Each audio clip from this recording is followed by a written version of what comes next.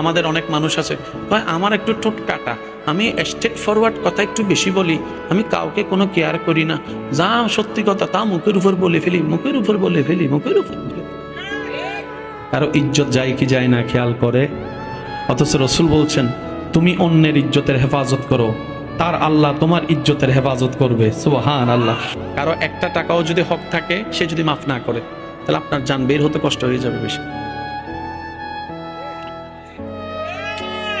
এটা বের হতে চাইবে। মানুষের হক যদি থাকে, এটা একটু ক্লিয়ার করে ফেলেন, কারণ আল্লাহর হকে মাপ পাওয়া সহজ, বান্দার হকে মাপ পাওয়া কঠিন।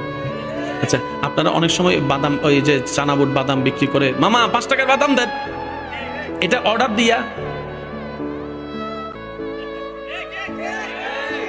ওই বাদামওয়ালা যদি ফ্রি করে দেয় তাহলে বাচ্চা গেছেন। সে যদি মন থেকে না দেয়, এই একটা বাদামেরও হিসাব। আল্লাহ পাক বলে আমার হিসাবের সাথে তোর হিসাব যা, তুই ভুল করলো আমি রহমান চাইলে মাফ করে দিতে পারি, এটা আমার আর তোর ব্যাপার। কিন্তু আমার বান্দার যদি হক থাকে,